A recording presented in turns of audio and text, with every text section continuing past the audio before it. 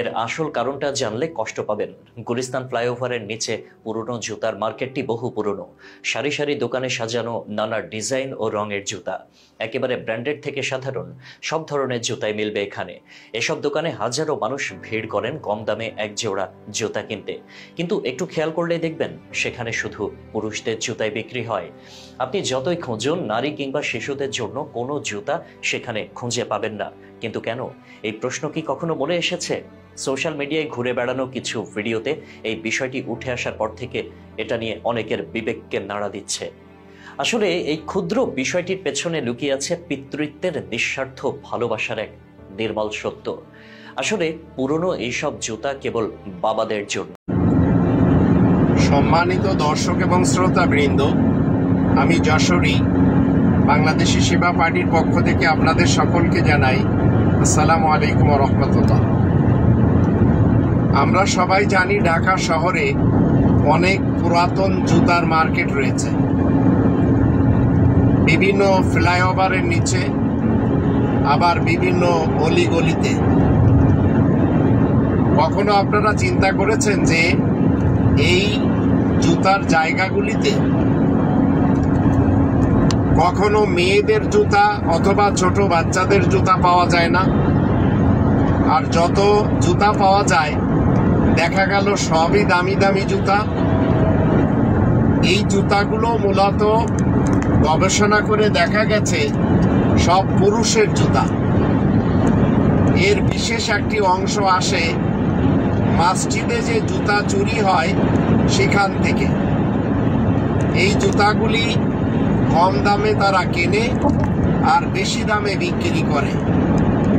যদিও এই জুতা নিয়ে একজন সাংবাদিক যে কথাগুলি বলছেন সেগুলি ওনার গবেষণা। মসজিদে ছোট বাচ্চারা যায় না, মসজিদে নারীরাও যায় না, তাই এদের কাছে নারীদের জুতা এবং ছোট বাচ্চাদের জুতা পাওয়া যায় না। আবার এই সাংবাদিক যে কথাগুলি বলছেন তার কিছুটা সত্য, কিন্তু এই পুরাতন জুতার যে কাহিনী, তার বিশেষ একটি কাহিনী এই মসজিদ থেকে পুরুষের জুতা চুরি হওয়া। এবং আমরা জানি এক শ্রেণীর অসাধুরা সাধু সেজে তারা মসজিদে যায়।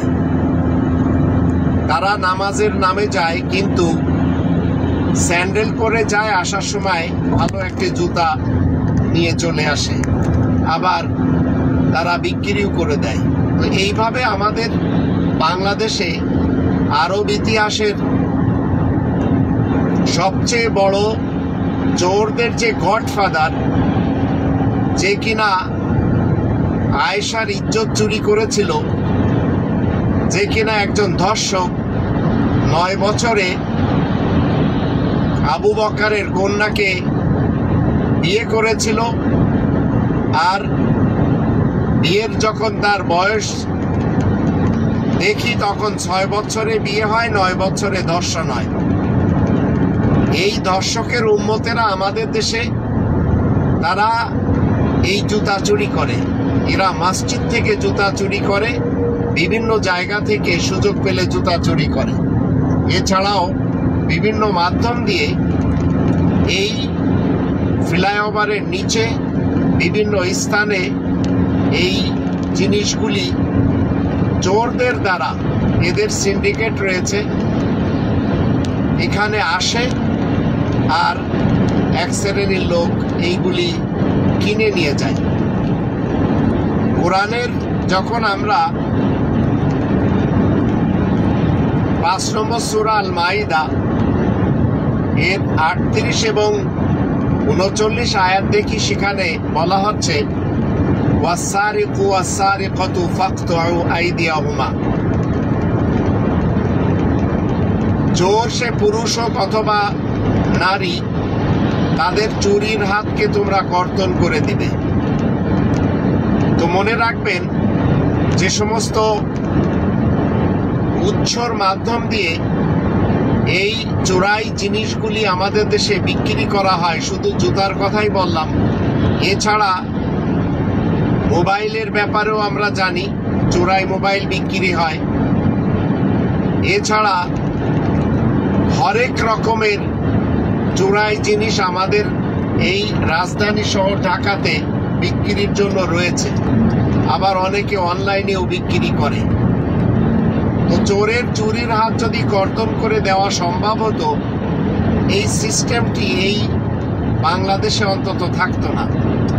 আল্লাহ আমাদেরকে সুযোগ করে দিন, আমরা যেন এমন একটি যুগ দেখতে পারি যে যুগটি কেবল বাংলাদেশি সেবা পার্টি রব্বানির প্ল্যান দ্বারা দেশ পরিচালনা করে দেখিয়ে দিতে চায়।